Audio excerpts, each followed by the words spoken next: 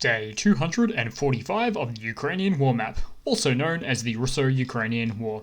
Jazzy here, and today is a new update as I take a simplified and down-to-earth approach to some of the most important happenings on the ground today in Ukraine.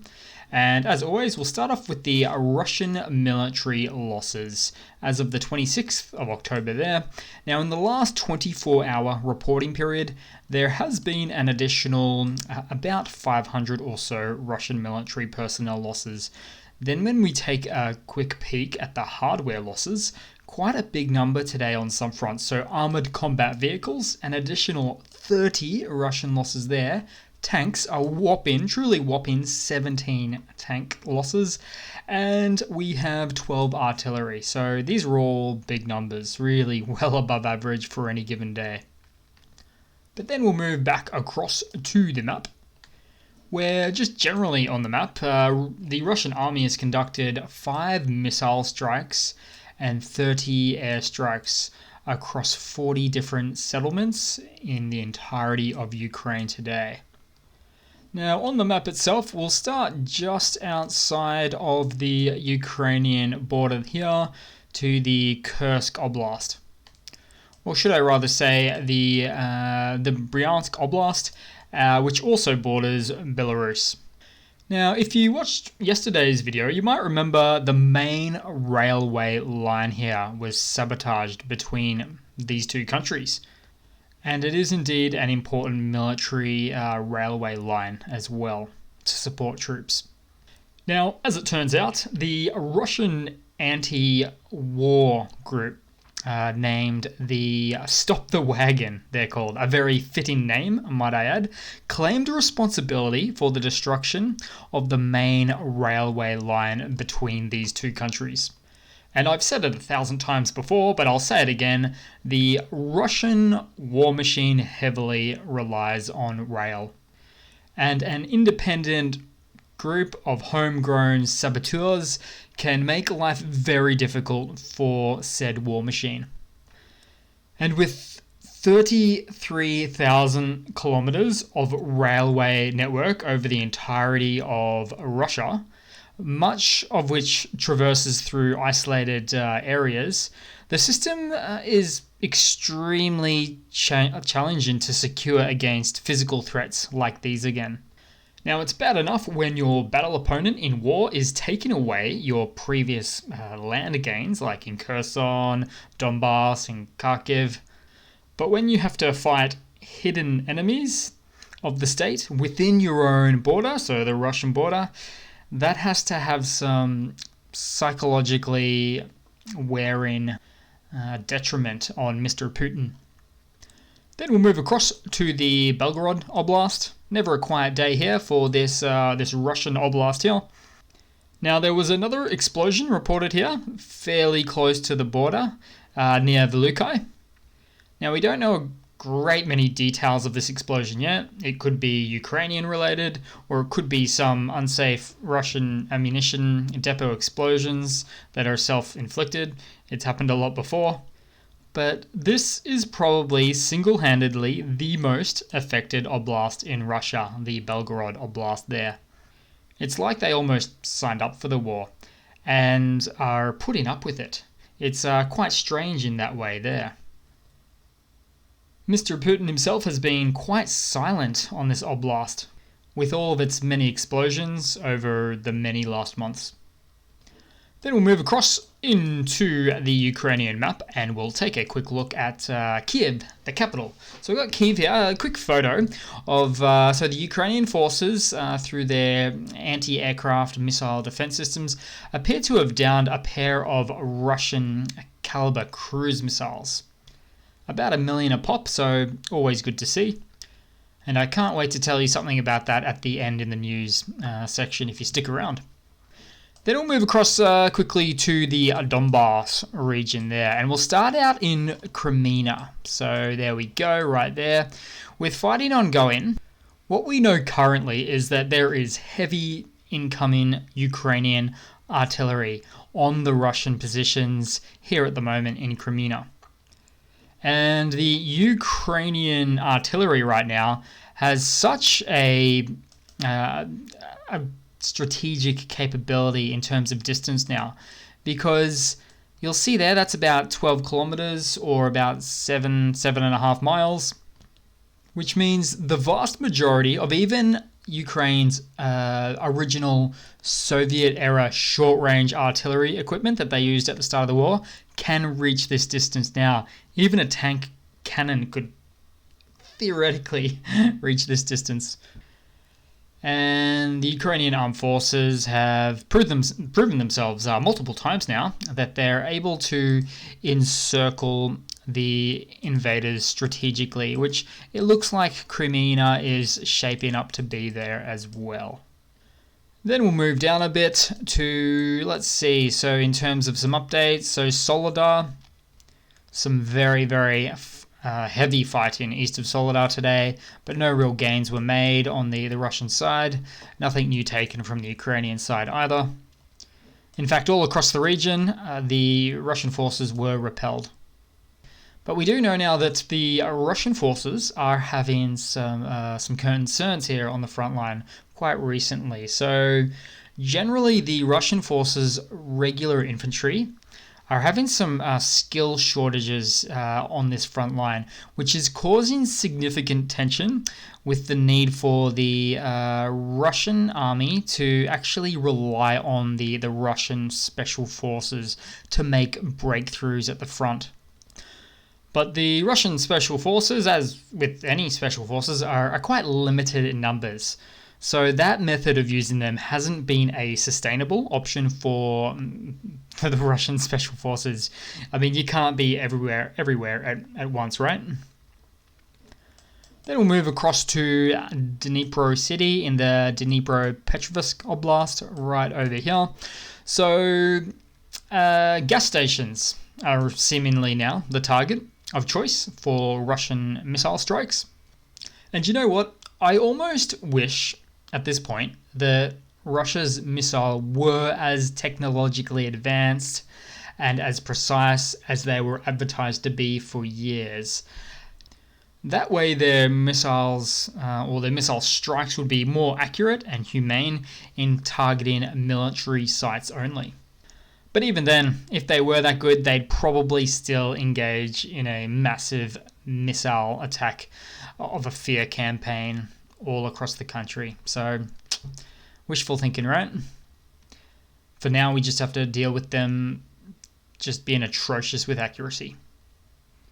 Then we'll move across to the Kherson Oblast, so the front line here. And I got a quick photo here. There were explosions reported at firing range in Kherson, so at the distance where Ukrainian forces are unofficially said to be. So they are actually closing in on Kherson City at multiple fronts there. And this photo is a very zoomed in photo, but near the Dnipro River here, to the southwest area, in fact. Now, further inland on the really truly Russian-occupied side, there were a number of detonations in Radensk after two missile strikes at equipment gatherings. So these are two Ukrainian missile strikes. And there it is, Radensk, right there. Oh, now I have to jump back to where I was a moment ago, because I did forget. The Ukrainian flag is already flying at the railway track over the Koshova River at southwest Kherson here as well. So you can really tell that the Ukrainian forces are starting to push their way in, nuzzle their way into the city there. And at the same time, there was yet another explosion reported at Chernobevka. So that's this one right here. It's a little bit hard to see on this map at the moment, but it's been struck quite a few times by the Ukrainian forces in the past. In fact, there used to be a headquarters there that was Russian headquarters taken out by the Ukrainians, and you could say there used to be an airfield there as well, very much taken out by the Ukrainians as well. In fact, there's the airfield right there too. Now, speaking of aircrafts and things of that nature, we've had almost a chopper a day taken out. In fact, I think in one day there was two, most recently. So at least 3 Ka-52 Russian Alligator choppers in the last few days or so. 23 confirmed losses of this type of chopper in total. And the reason why that's substantial is because that's about 25% of the Ka-52 Russian Alligator helicopter amount that they do have in their entire fleet. So they've got about 90 in total. So 23 out of 90. That's a big deal. But it seems some information has suggested that the Russian forces have been running out of certain artillery options because of too many exploded ammo dumps. So it turns out that's part of the reason why they're using their choppers on the front line, very dangerously so, might I add, obviously, to provide the ground infantry with air support. But hasn't been going too great for them. And as it is a bit of a shorter day for me today and a bit of a later video, I apologize. I'll jump into the news now because there are some little interesting bits and pieces here for sure. So, Ukrainian President Zelensky has had a chat with the new UK PM, Sunak. And Zelensky said, and I quote, "In an excellent conversation with Rishi Sunak, we agreed to write a new chapter in Ukraine-UK relations, but the story is the same, full support in the face of Russian aggression." So it's always good to see those re-cementing of those political relationships for sure. And in some other news, this is a bit of an odd one, but the Russia's Security Council is absurdly calling for the de-Satanization of Ukraine.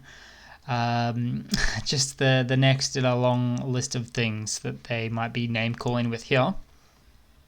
Now, in this memo here from the Russian Security Council, it says there's a bit that says, "I believe that with the continuation of the special military operation," gee, they're still calling it that, "it becomes more and more urgent to carry out the de-Satanization of Ukraine." So this, from the Russian Security Council member, it wasn't just some hyperbole or an expression. He said it meaning it, de-Satanization, not a common word, in fact. He said that although he didn't know the exact numbers of these people in Ukraine, he said that it was, quote-unquote, in the hundreds. You can read it right there. In the hundreds out of 40 million Ukrainians.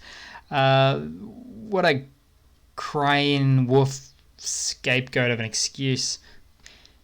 Even if that were true, and yeah, sure, maybe it is. Statistically, most countries probably have thousands of this particular type of group.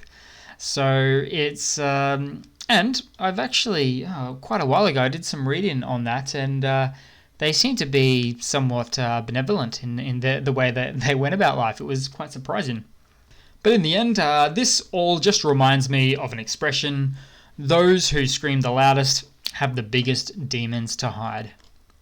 And in some other news, the German car maker, the luxury car maker Mercedes-Benz, plans to sell all of its Russian assets to a local car dealer. According to it's a Russian-controlled news agency named RIA Novosti. So this is yet another example of the impacts on Russia due to its invasion of Ukraine. When global brands choose to pull out of the countries or sanctions force industries in Russia to cease operating, over time there is no option to order in crucial parts for machinery or cars or even wagon bearings for Russian rail systems, which is a whole story of its own. The economic domino effect that is awaiting Russia will sooner or later be on a scale probably not seen before, at least for a modernized Westerner economy that has all but been shut out. And in other news, probably my favorite news of the day, the US-based aerospace and defense conglomerate named Raytheon Technologies has now finally delivered 2 NASAMS air defense systems that was said to have come recently, but now being set up as of today, or as of yesterday probably now. And I've got to say, truthfully, if it's good enough for the White House and the Pentagon, which these systems are in fact protecting the airspace of, then it's a worthy addition for Ukraine as an air defense system. 2 of them. So these modern technological behemoths of an air defense system or 2 are now additional modern air defense systems that the Russian forces are just going to have to learn to contend with somehow. Certainly, I would choose today as a day that is a milestone in terms of changing the battlefield landscape, changing the balance of power. I mean, we are talking about more and more modern NATO air systems. It was just last week or so that the German IRIS-T system was set up, and there's more to come of these NASAMS, and certainly more of the IRIS-T systems to come as well. I don't think it's yet enough, but it's a good step. The right step in a good direction there. Meanwhile, Russia's technology looks to be honestly going in the other direction. Just yesterday, if you watched my video again, Ukraine took out a Russian air defense system. It turned out to be older than the S-300s. It's called the OSA, which was developed in the 60s. So we are talking technological disparity here. And on the topic of equipment being sent to Ukraine, Germany has provided additional Mars 2, so MLRS and howitzers to the Ukrainians. Now, you might not have heard of Mars 2 in any recent time, but it's actually really similar to the HIMARS. Of course, they share a similar name. They're also a guided multiple launch rocket system. So an additional offensive capability with amazing high accuracy strike precision, these things. So today, 26th of October, truly on the up and up. Then in some other news, another day, another mobilization blunder. Here we have 2 captured Russian soldiers, and they say how they were grabbed from their homes at about 4 a.m. and sent to Ukraine like cattle. Then they were captured. They say that they didn't like how they were treated. They say they don't like Putin, and they don't wish this war on anybody. But another day, another mobilization blunder, as I always say. And just a quick funny to round it all off with, just a photo. So this photo was published very recently, but the location I'm unable to obtain. I suspect, based on what's happening, that it was possibly in the south, at the Kherson region, the front line there, where there's been liberated locations. So this is how some of the Russian forces live. This is what living in squalor looks like. I believe that's the correct expression. I'll look that up later. Pop it on the screen. I haven't used that turn of phrase in years, and I'm sure the very first thing you noticed was the spoils of war in this photo. Right smack bang there in the center of this little housing area. Just where it should be. Because if you're going to go to war, you deserve to loot the very finest of front-load washing machines. That's obvious. That's what it's all about, obviously. Because they're both energy efficient and water efficient. They're softer on your clothes, so you'll get a lot more wear out of your clothes. And okay, that's enough out of me. So just leaving it at that today, guys. Later on this week, I'm gonna have longer and better videos. It's just start of the week always gets me, as I say. But thanks for watching. Please leave a comment, subscribe, ignore all of those trolls in the comments, and I do hope to see all of you guys there in the next one. Cheers.